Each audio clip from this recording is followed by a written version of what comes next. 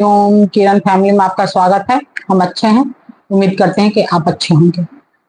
श्रीमद् भागवत महापुराण पढ़ने जा रहे हैं। श्री गणेशाय नमः।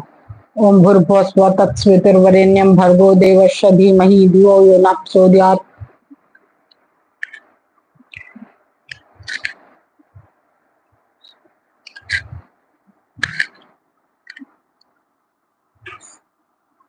श्री राधा कृष्णाभ्याम नमः। श्रीमद् भागवत महापुराण द्वितीय खंड।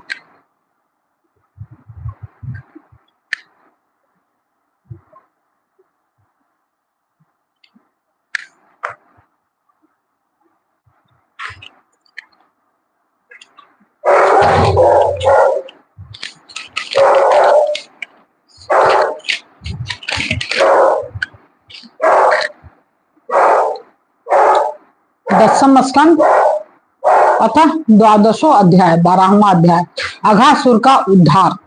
कृष्ण लीला चल रही है, तो कृष्ण लीला में पुतना बकासुर ये सब मारा गया। आज है अघासुर का उद्धार। श्री सुखदेव जी कहते हैं, परीक्षित, एक दिन नंद नंदन श्याम सुंदर वन में ही कलेवा करने के विचार से बड़े तड़के उठ गए और सिंगी बाजे की मधुर मनोहर ध्वनि से अपने साथी ग्वाल बालों को मन की बात जनाते हुए उन्हें जगाया और बछड़ों को आगे करके वज्र मंडल से निकल पड़े।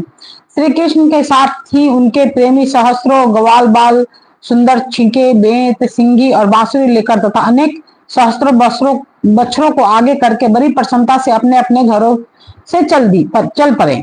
अब उन्होंने कृष्ण के अगणित बछड़ों में अपने अपने बछड़े मिला दिए और स्थान स्थान पर बालोचित खेलते हुए विचरने लगे। यद्यपि सबके सब ग्वाल बाल कांच, घुंघची, मणि और स्वर्ण के गहने पहने हुए थे, फिर भी उन्होंने वृंदावन के लाल पीले हरे फलों से, नई नई कोपलों से, गुच्छों से, रंग बिरंगे फूलों और मोर पंखों से तथा गेरू आदि रंगीन धातुओं से अपने को सजा लिया। यहाँ पर मोर पंख कहने का मतलब मोर का पंख नोच कर नहीं, मोर का पंख नोच कर कभी यूज नहीं करना चाहिए। मोर का पंख आपको गिरा हुआ मिल जाए वन में तो यूज करें।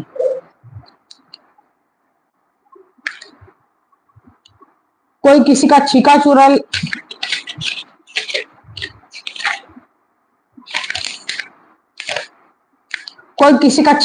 लेता तो कोई किसी की बेत या बांसुरी।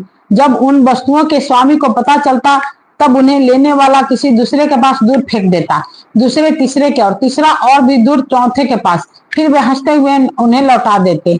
यदि श्याम सुंदर श्री कृष्ण वन की शोभा देखने के लिए कुछ आगे बढ़ जाते तो पहले मैं छूऊंगा, इस प्रकार आपस में होड़ लगाकर सबके सब उन सबकी ओर दौड़ पड़ते और उन्हें छू छू कर आनंद मगन हो जाते। कोई बांसुरी बजा रहा है, कोई सिंगी ही फूक रहा है, कोई भौरों के साथ गुनगुना रहे हैं, तो बहुत से कोयलों के स्वर में स्वर मिलाकर कुहू कुहू कर रहे हैं।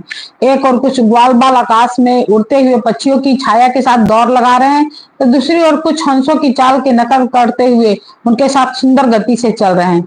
कोई बगुले के पास उसी के समान आंखें मूंद कर बैठ रहे हैं, तो कोई मोरों को नाचते देख उन्हीं की तरह नाच रहे हैं। कोई बंदरों की पूंछ पकड़ कर खींच रहे हैं, तो दूसरे उनके साथ इस पेड़ से उस पेड़ पर चढ़ रहे हैं। कोई उनके साथ मुंह बना ले रहे हैं, तो कोई दूसरे उनके साथ एक डाल से दूसरी डाल पर छलांग मार रहे हैं। बहुत से ग्वाल बाल तो नदी के कछार में छप का खेल खेल रहे हैं और उनमें फुदकते हुए मेढक के साथ स्वयं भी फुदक रहे हैं। कोई पानी में अपनी परछाई देखकर उसकी हंसी कर रहे हैं, तो दूसरे अपने शब्द की प्रतिध्वनि को ही बुरा भला कह रहे हैं।